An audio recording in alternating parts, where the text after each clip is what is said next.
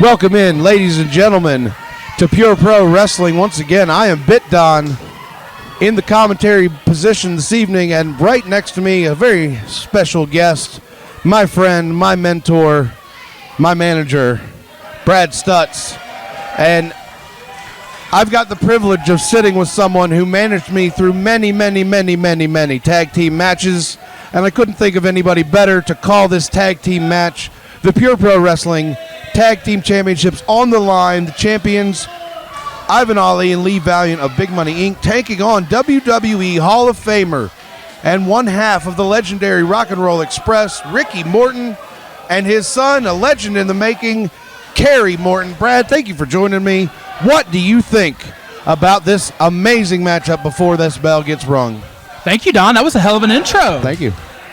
There's literally, I don't say this lightly, there's literally no place else in the world I would rather be right now than at Pure Pro Wrestling in a hot building in the summertime watching great live professional wrestling. Thank you for welcoming me into the booth. And yeah, you and I have been privy to a lot of tag team matches and a lot of tag team championships in our day. And this right here, starting off, is the matchup that I'm most intrigued by. Like Lee Valiant or not, he can go bell to bell with anybody, wrestling any style, of any size, of any experience. And Lee Valiant against Kerry Morton in particular is the matchup that I'm most intrigued by in this tag team matchup. I want to see how well these two can hold and counter hold against each other. What you've said just makes my brain, think right here about potential. We talk about this dream booking. Lee Valiant in his prime about 10 to 12 years ago versus Kerry Morton right now, I think could sell out anywhere in the world. Well, it could, but here's the thing.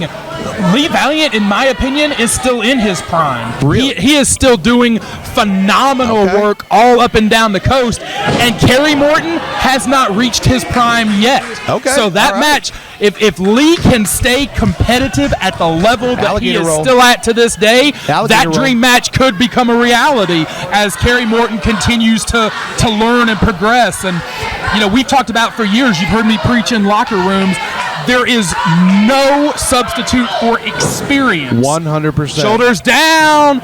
And while Lee Valiant has got the experience in years, and Lee Valiant has been in the ring with some world-class competitors. Paul London comes to mind. Brian Kendrick comes to mind. Kerry Morton, in a shorter amount of time, has arguably been in the ring with more world-class competition at a high level in a short amount of time. So the gap in experience is Lee Valiant has the edge, but it's not as wide as you would think based only on the years. Absolutely. And Valiant is one for the head games now, and it appears I don't know if the Mortons Valiant's very head oriented in a number of ways, to be quite honest with you. I will leave that to a discussion for a later time. But here's a collar and elbow tie up in the middle with Kerry now taking the wrist. And what kind of, as Valiant counters, like you were saying, what kind of advantage might Kerry have in being the son of the best babyface in wrestling history, as most people would say? What kind of advantage does that give him? Oh, and right now some fan assistance here. Right now he's getting an advantage from the front row. Yes. To answer your question, there is going to be almost no one in the. Oh no, she punched him.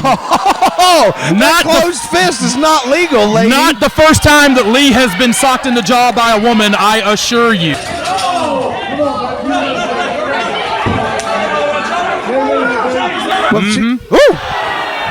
The advantage that Kerry Morton will have, even though, right now we're outside the ring, it looks like a fight right now, there's going to be no one in the sport who is as fundamentally sound for his age as Kerry Morton. This is a guy that was brought up in the sport by Ricky Morton. He was mentored for a while by Bobby Eaton before Bobby passed away. So love that man. Kerry's fundamentals are so sound, head and shoulders above anybody else at his age that's breaking into the sport. He's wise and mature beyond his years, as anybody will tell you that has had even a 5-minute conversation with him. You know what I call him? If I may borrow a metaphor? Yeah, go ahead. Kerry Morton is the last Jedi. He's the last one who was trained by the Jedi Masters. I love it. He's the last Jedi for pro wrestling. I love it. I love it. The Jedi Masters, there's not many of them left anymore. He's the last one to have gotten to be in there with all of them. And the last Jedi now, grapevining Lee Valiant's neck and head. Valiant just got to get away. Somehow, side headlock takeover. Right there, great ring positioning. Kerry Morton knew exactly where he was in the ring, knew exactly how to leverage Valiant back to the mat. And look at Kerry Morton being sure to lean on the shoulders. Lee Valiant to take you inside the ropes. Lee Valiant is having to exert energy to keep his shoulders off the mat. Because something as simple as that side headlock, you get caught sleeping. Whoa! Those shoulders out of there. Oh, there you go. Out. Oklahoma roll, shoulders down again. You get caught not paying attention with your shoulders down. It does not have to be a big, spectacular move that ends a match. Absolutely not. It can be something as rudimentary as that headlock takeover if you can catch your opponent not paying attention. All it takes is a little leverage and pressure on the shoulders the right way. That's what a lot of people don't understand. And look at the strength. And all the blood is rushing to Lee's head. And look at this. He's just having a workout. That was textbook right there. Kip up. All the blood rushing to Lee's head. He took his time, dropped him firm and flat. Valiant is in a world of pain right now. Stay tuned for the exciting conclusion of this match. We will be right back after this short break.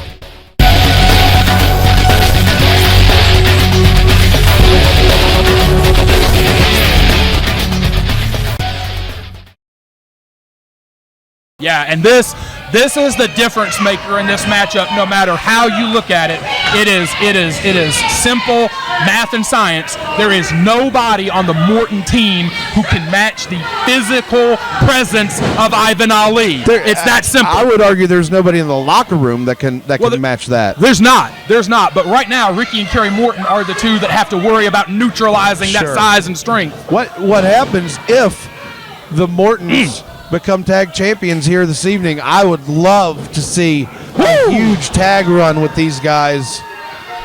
Put another notch on the belt of Ricky Morton. No pun intended. Maybe some old tag teams from North Carolina's not so distant past would come back out of retirement to challenge them for those titles. That would be amazing. Fatback Enterprises versus the Mortons. Kerry Morton was great in that corner. He caught Ali off guard, but when he tried to run the power game, there was just too much. Blind tag here from Ricky Morton. Double close. Boom! Double shoulder tackle, it looks like. That's the know-how of Ricky. Ricky knew it was going to take both of them to get that big man down. And this, if I'm the Mortons, this is the matchup I want against Ali. Because there's nobody that knows every trick of the trade. There's nobody that knows every tool to neutralize that size advantage better than Ricky Morton. He has been going against people bigger and stronger than him literally his whole career. And I will point out, you notice that double team move kept Ivan Ali down for 2 seconds, 3 seconds before he was making his way back up. Yeah, that's a tall hill to climb, literally. He is called the mountain for a reason. Just a little love tap there, just letting Ricky know you're like pie on a windowsill. You're mine if I want you.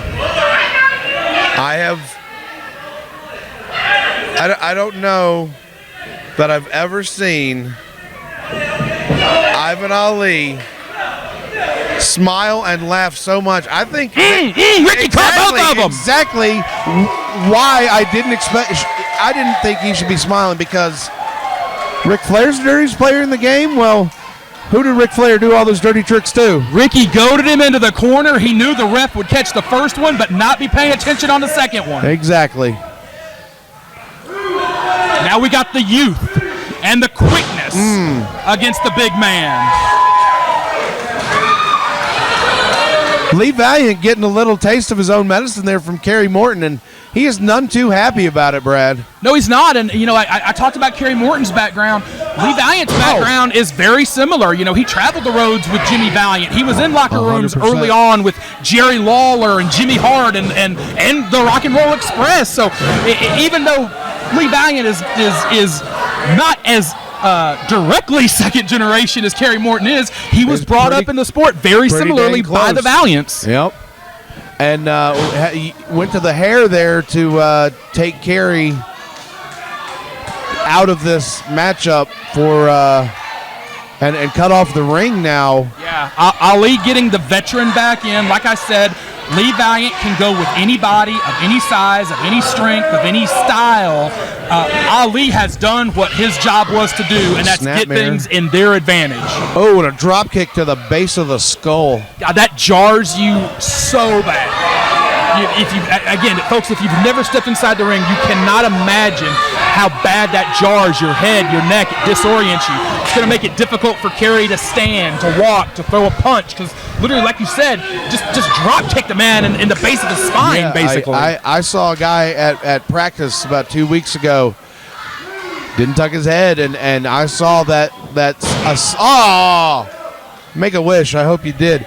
Nothing illegal about that one, but it's dirty. Yep. And I saw for the first time in a man's eyes in that ring, I'd never seen it before, but I saw that he didn't know where he was. And that very well could be the case right here. They've got Kerry Morton down and isolated, and that's exactly where you want to have either one of the Mortons off of their feet and not getting these fans behind them, which they seem to be coming alive, but keeping them quiet is a good way to keep the Mortons grounded, because they love to feed off of that energy. Absolutely. Ali, that's a mighty big suplex. Oh, Lord. That was almost like a superplex, but just from a single standing vertical one from a very large man. It's like skydiving. The fall doesn't actually do anything to you. It's the landing. And there they go. Again, cutting off one half of the ring, not letting Kerry get to his side to tag out the fresh man and his dad, Ricky Morton. And you will not find many men who can control the pace of any given match better than Lee Valiant. Absolutely. You talked about, his prime, his heyday, being a few years ago. This is a guy that still routinely will go 40, 45, 60 minutes. Huge moonsault. Oh, he landed it, but not quite. Power slam by Kerry Morton, and he can't get over to make the cover. He's got to shake those cobwebs loose. You may be right, Donnie. He may not be quite sure where he's at now. He's looking to the wrong corner. Yeah, he's got to get his bearings back about him. Does Kerry Morton. What a magical night it would be if father and son were to become tag team champions tonight. Kerry's got a big obstacle he's got to get through. He's got two of them, and he took his eye off the big one. Oh, Morton out of the way, rolls through. Caught his partner. Both tagged. Ricky firing up. He's still got to chop that big man down somehow. Ivan Ali is just wobbling, but he's not going down. Ali has not left his feet yet, unless it was by his own power. Here we go now. Shot him in. Valiant out of the way. Ali is disoriented. Doesn't realize that he hit Valiant. Maybe one more trick up the sleeve here. Double drop kick. Oh! Took the big man down for the first time in the matchup. On that thing. Caught him. New champs. What in the world? Unbelievable. There's more wrestling action after this break. Stay with us.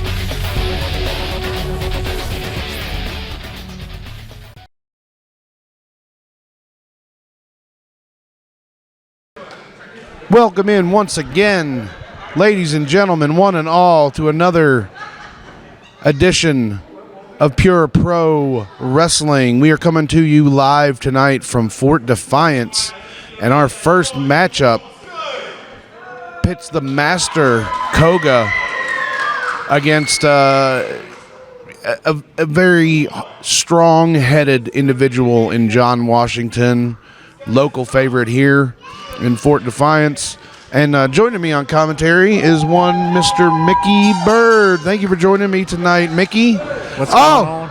And what a Koga with the surprise attack, throwing his ring attire at Washington to distract him and launching into a full frontal attack right off the get-go.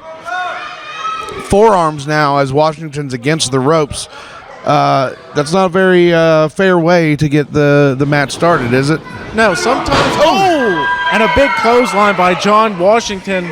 This is not the classical grappling you'll see to start a match in the traditional way. This is a war from minute one, and another big hit. Absolutely, and John Washington is a tank. He is what he lacks in size and stature, he makes up for in tenacity and just sure will and toughness. This is one of the toughest dudes I've ever seen in the ring. And he is standing toe-to-toe with Koga. And Washington dropping that elbow across the back of the head. Koga with the height advantage here, but Bitdon, you have to say, I'm not sure that he has the strength or speed advantage, which is very rare for Koga. It is rare.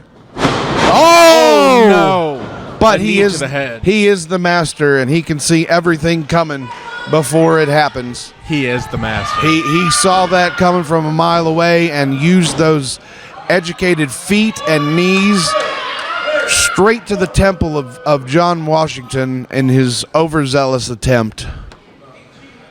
Koga now picking the man up. Washington fighting still. Knees to the midsection. Fans letting Koga know how they really feel. A duck under, breaking the hold, hooking it, spinning back kick. Two, and now they're both up. Another spinning back kick. Koga, the master in many ways, but you must say the kicks from Koga might be his strongest attack, and he continues to show it here, but he also continues to show the crowd how full of himself he is, and it just might catch up to him. You're right about that. He might be allowing Washington too much time to recover, but with a slam like that, we know what's coming next. He's setting up for that split-legged moonsault. This is a thing of beauty right here. And he missed! Washington rolls out of the way. John Washington now, does he have an opening? If any, this is going to be it.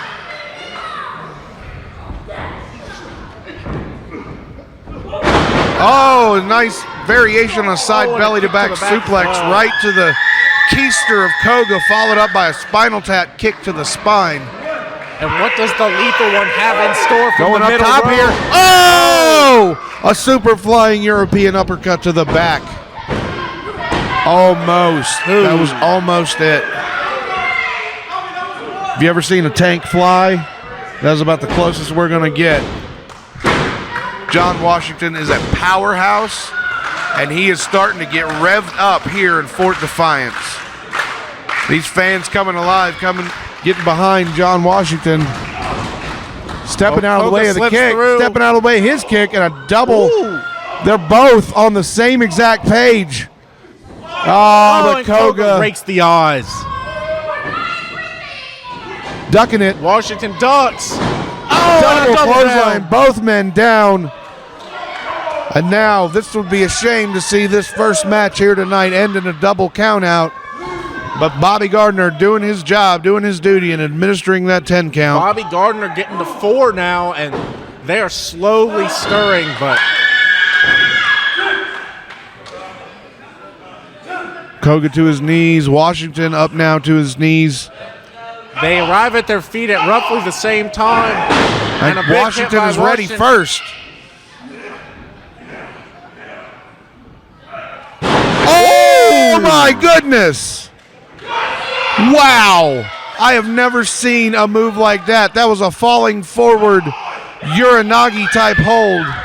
That was beautiful by John Washington, and now he might be setting up to win this contest. And no, Koga moves out of the way. Now Washington in the corner. Elbow stops Koga in his tracks. Washington going back to that middle rope. Flying missile dropkick from the middle rope. And Koga is down. Washington crawling into the cover. No, I thought he was. That was his perfect opportunity. You had the man down. Try to cover him. And a variation on a side belly to back, turning Koga inside out and landing him on his face. But Koga rolls out of the ring, not able to be covered. And although he is in a very precarious spot, that is a veteran maneuver. He knew that John Washington was gaining the upper hand, and he went to escape out of the ring, get away from the attacker, get some time, some space. Although it's not the position you want to be in, you can't get pinned outside the ring. Oh, Washington got distracted by trying to get these fans behind him once again, and Koga strikes that rope as he was straddling it. Bobby Gardner didn't see. Oh. A beautiful kick by Koga, and that might do it. That is it. The master Koga is victorious here in Fort Defiance. John Washington gave him a battle, but at the end, the master does what he does best. Lands that beautiful spinning kick for the 1, 2, 3.